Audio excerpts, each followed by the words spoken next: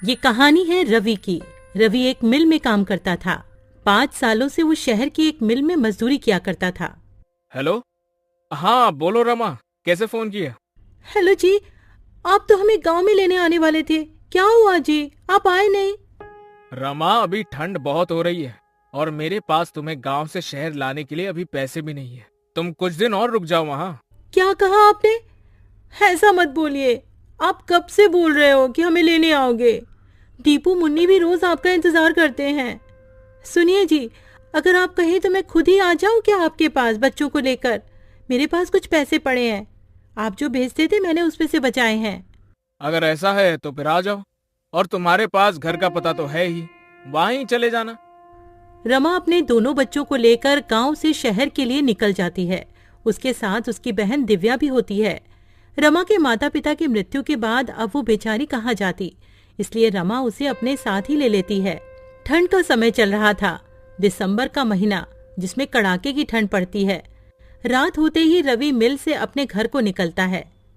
अरे यार, आज तो कुछ ज्यादा ही ठंड पड़ रही है। हाँ यार रवि, ये ठंडी ठंडी हवाएं और चारों तरफ पड़ती हुई धुंध, बहुत ही ठंड है भाई। चल जल्दी जल्दी घर चलते हैं।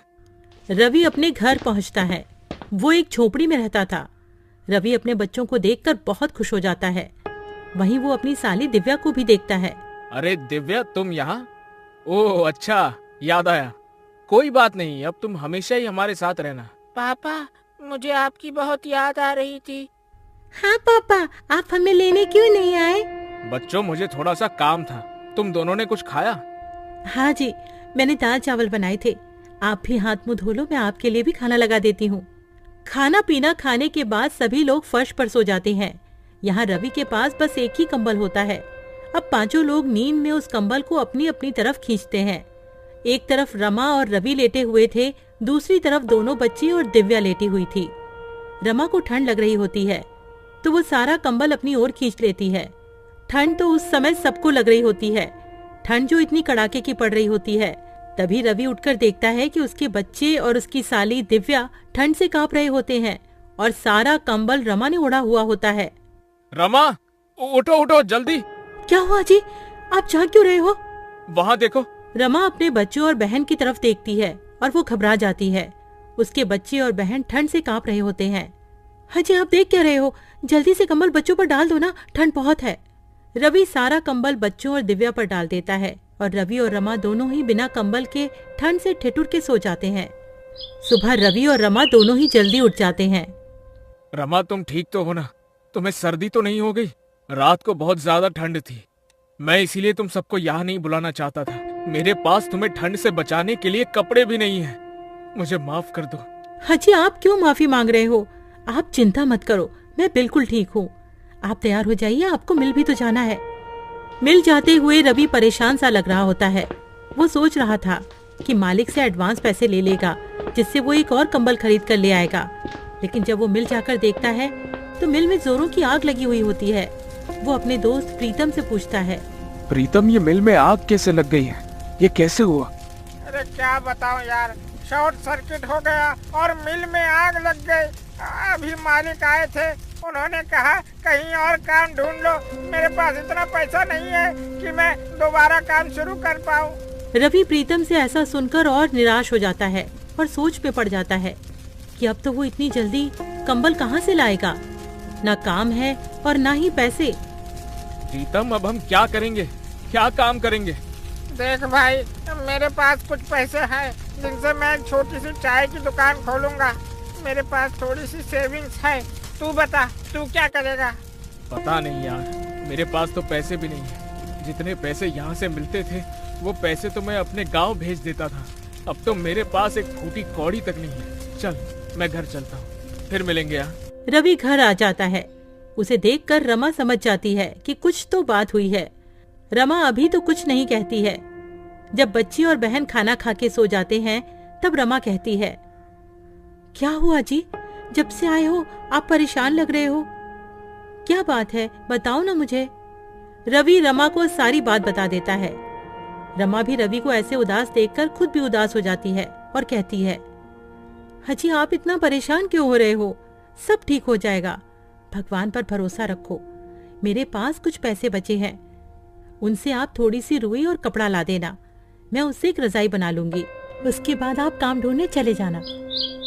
सुबह होते ही रवि रमा को रुई और कपड़ा देकर वहां से चला जाता है और रमा रुई को कपड़े में भरकर रजाई की तरह सिल रही होती है।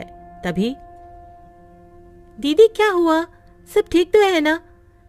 जब से हम यहाँ आए हैं जीजा जी कुछ दुखी से रहते हैं, क्या उसकी वजह मैं हूँ? अरे दिव्या, तू पागल है क्या? ऐसा कुछ भी नहीं है। तू तो जानती है ना, तेरे जीजा जी तो ऐसे नहीं है जैसा तू सोच रही है। वो तो उनकी मिल में आग लग गई है, वो इसीलिए परेशान है। तू ज्यादा अपना दिमाग मत चला। हाँ, जाकर अब अपना काम कर।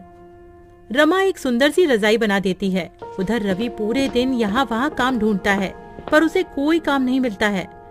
वो निराश होकर घर आ जाता है। रवि घर आकर देखता है रमा ने एक सुंदर सी रजाई बना ली होती है। अरे वाह रमा, तुमने तो बहुत ही सुंदर रजाई बनाई है। अरे तुम तो बहुत ही अच्छी रजाई बनाती हो। जी, वो गांव में खाली समय में मैंने रजाई बनाना सीख लिया था।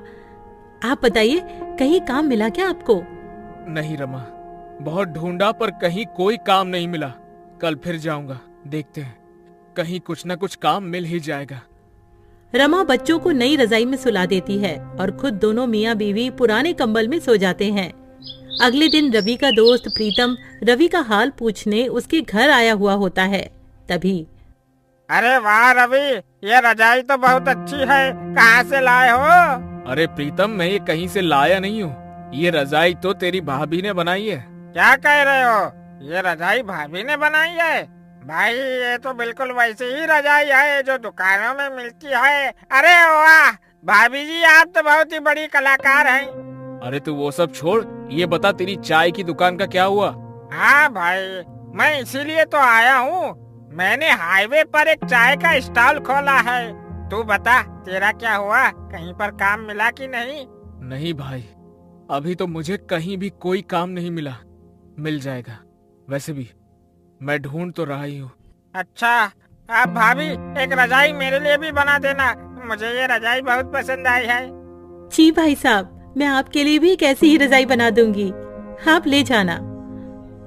अच्छा रवि, तुम एक काम क्यों नहीं करते हो? क्यों ना तुम रजाई बेचना शुरू कर दो। भाभी जी बहुत अच्छी रजाई बनाती है, लोग खूब खरीदेंगे ऐसी रजाई। तुम बोल तो ठीक ही रही हो, अभी तो मेरे पास कोई और काम नहीं है और ठंड भी बहुत पड़ रही है। चलो ऐसा ही करके देखता हूँ कुछ दिन। पर प्रीतम, मैं ये रजाई बेचूंगा कहाँ? हाईवे पर मेरे चाय के स्टॉल के पास तुम भी रजाई बेच सकते हो। पर प्रीतम, एक और दिक्कत है, मेरे पास पैसे भी नहीं है सामान लाने के लिए। अरे तुम चिंता मत करो, ये लो पैसे, इनसे तुम सामान ले आना है। ठीक है, फिर मैं आज ही रजाई बनाने का सामान ले आता हूँ। क्यों रमा, ठीक है ना? आप जैसा भी कहो, मैं तो आपके साथ कोई भी काम करने को तैयार रहती हूँ। रवि और प्रीतम दोनों चले जाते हैं। रवि बहुत सारी रुई और कपड़ा घर ले आता है। उसके बाद रमा रजाई बनाने का काम शुरू कर देती है। रवि के साथ साथ रमा की बहन दिव्या भी उसकी मदद कर रही होती है और बच्चे भी रजाई में रुई भरने में लगे हुए होते हैं। 2 से 3 दिन में सबने मिलकर 10 रजाइयां बना ली होती हैं और रवि सारी रजाइयां लेकर हाईवे पर प्रीतम के बगल में ही बेचने लगता है और देखते ही देखते उसकी रजाइयां बिकने लगती हैं। वो रजाइयां बहुत सुंदर लग रही होती हैं, जिसकी वजह से लोग खरीदने आ रहे होते हैं। देखा तुमने रवि, बिक गई ना सारी रजाइयां। अब तो बस रजाइयां बनाते रहो। रवि घर जाकर रमा को सारी बात बता देता है। रमा बहुत खुश हो जाती है और रवि और रजाइयां बनाने की तैयारियां करने लगता है और रवि का रजाइयों का कारोबार खूब अच्छा चलने लगता है। इस तरह रवि अपना खुद का काम करने लगता है और अपने परिवार की सारी जरूरतों को पूरा करता है।